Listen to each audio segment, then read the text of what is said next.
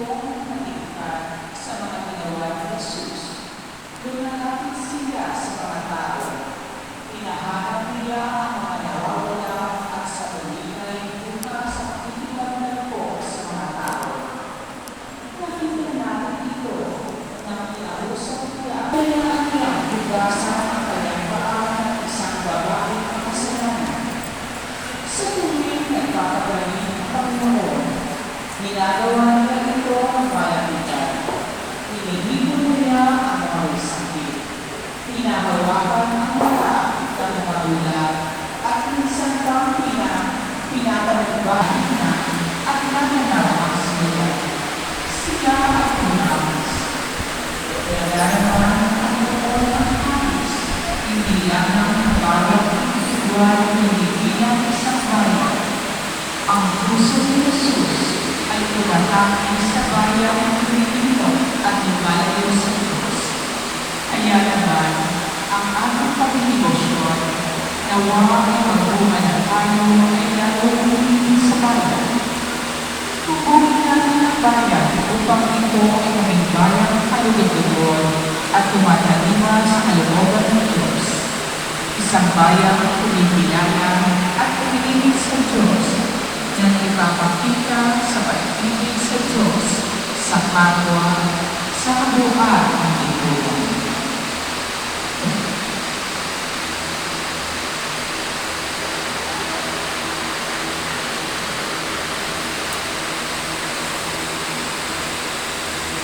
Mapalad ang lungkot na bansang hinihingi ng Diyos sa kanila.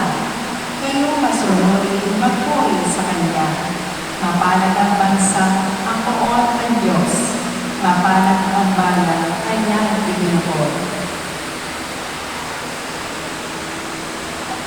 Sa Kanyang pag-ibig ay pinapalinig. Hindi pabayaan sila ay namatay.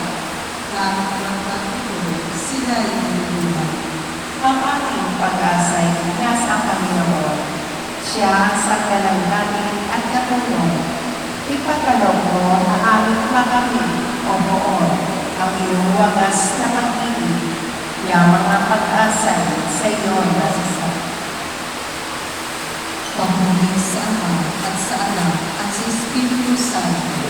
Kapara ng una, ngayon at magpasawalang hanggan.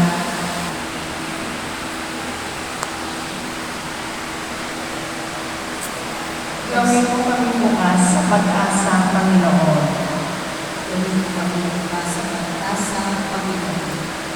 Kapag sinisingin kami ng kasalanan, Gawin kami bukas sa pag-asa, Panginoon.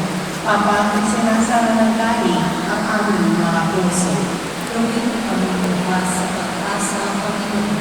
kapag minadalo kami ng paglaw, Gawin kami bukas sa pag-asa, Panginoon.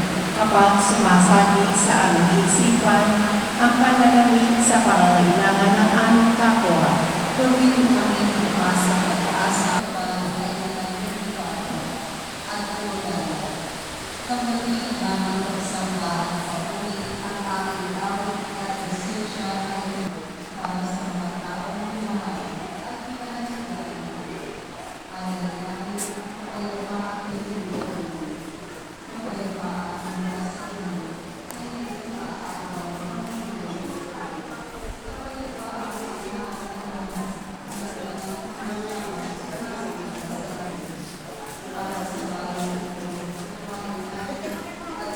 Ay pag-ibig, magmamalasakit, magmamahal, magtutulungan, magbibigayan.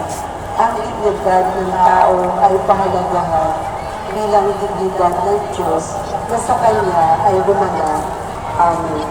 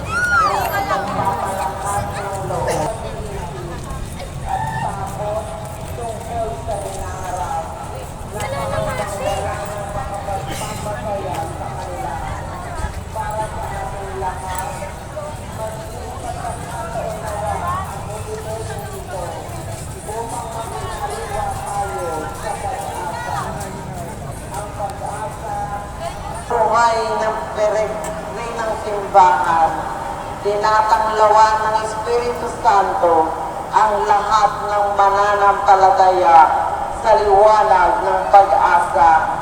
Pinananatili niyang maalab dahil nakaugat ito sa katiyakan na walang sino man o anuman ang makapaghiwalay sa atin sa pag-ibig ng Diyos.